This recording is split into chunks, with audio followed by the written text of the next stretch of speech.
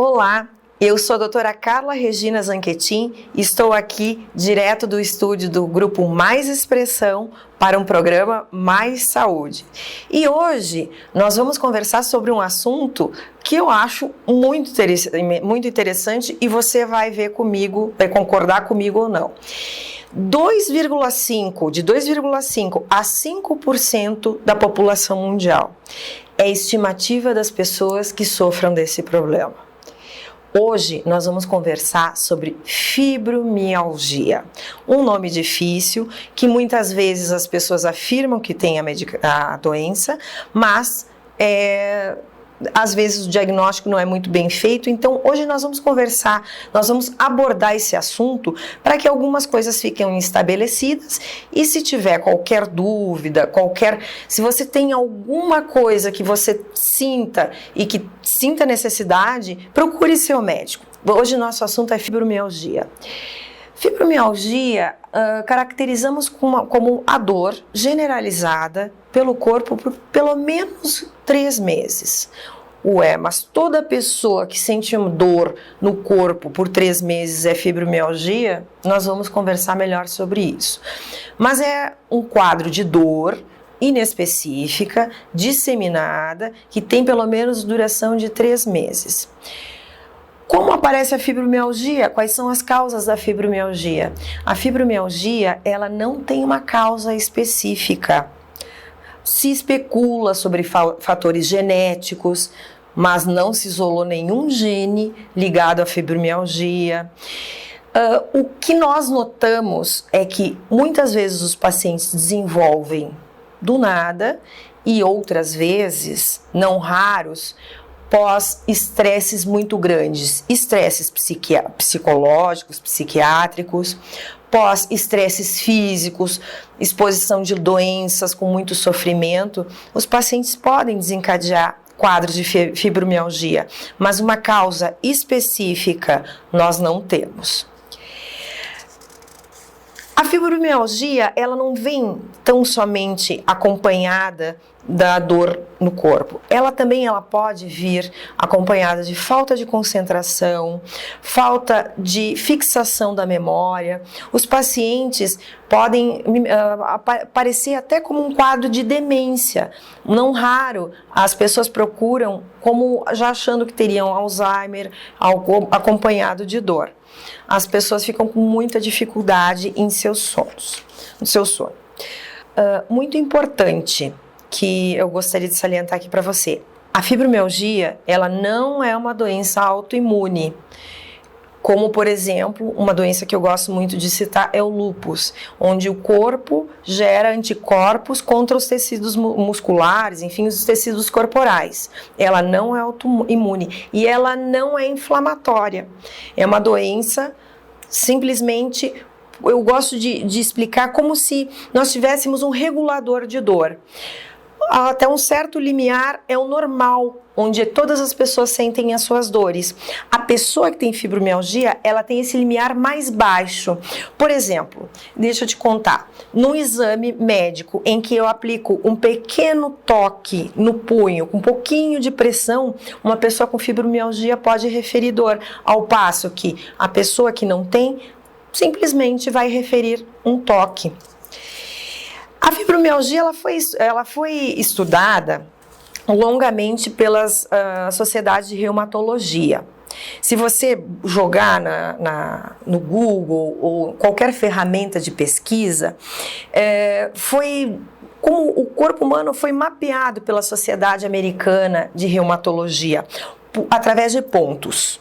Existia um número X de pontos que, se você tocasse, teria que tocar todo o paciente naqueles pontos. Se tivesse um outro determinado número, um número Y, era positivo para fibromialgia. Você tinha um paciente com fibromialgia na sua frente. Só que o que a gente notou com o passar dos anos é que esse mapeamento, ele não tinha muito valor para nós tratarmos o nosso paciente, para a evolução da doença, ou seja, tem X pontos, a doença desenvolve de uma forma pior ou melhor, o tratamento, não nos traziam dado nenhum. Então, Os pontos seguem lá, se você consultar, eles estão à disposição, porém, nós nos embasamos única e exclusivamente no exame individual de cada paciente.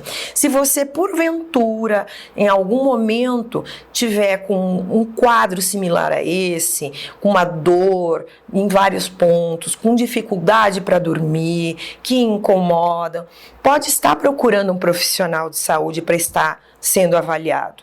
E como é que é feita essa avaliação? Existe algum exame, doutora, para que dê positivo para fibromialgia? Não, esse exame não existe.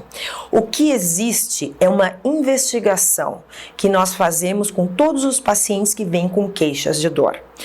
Dor acompanhada de perda de memória, dificuldade de concentração. O diagnóstico, na verdade, não tem um teste que positive, mas nós fazemos o que a gente diz, o diagnóstico diferencial, o diagnóstico de exclusão. Primeiramente, nós vamos e excluímos todas as doenças que possam dar um quadro com uma síndrome como essa. Nós vamos, se a diminuição de memória, alteração de comportamento, nós vamos pedir os exames de imagem, nós vamos pedir os exames reumatológicos, tudo.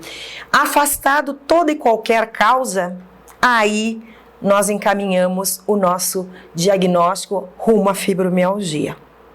Dito isso, e aí, como é que é feito o tratamento?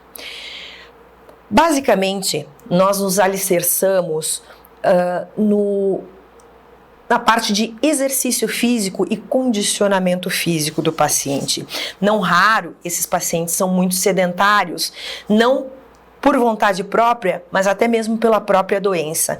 Então, nós orientamos para que essas pessoas façam atividades físicas orientadas pelo médico, seja de qualquer da sorte mais variada, que seja adaptada para o paciente, para a condição do paciente. Muito interessante também a gente pode salientar a acupuntura. Também ajudou muitos pacientes com essa patologia. Outra forma de tratamento, além de todo o condicionamento físico, as terapias adicionais, a gente pode citar as medicações. Para citar medicação, eu tenho que lembrar que a fibromialgia é essa má regulação do teu limiar de dor. Então, o que a gente pretende com a medicação? A gente pretende aumentar a analgesia, o analgésico que o próprio corpo fabrica, os hormônios, a sensação de melhora da dor que o próprio corpo vai proporcionar e dizer ao cérebro, olha, vamos regular melhor esse limiar de dor, a dor não é tão intensa, o corpo vai ter que se organizar e a gente consegue através de algumas medicações. Aqui eu cito alguns anticonvulsivantes e alguns antidepressivos. Nós lançamos mão dessas medicações em casos que seja necessário para o paciente.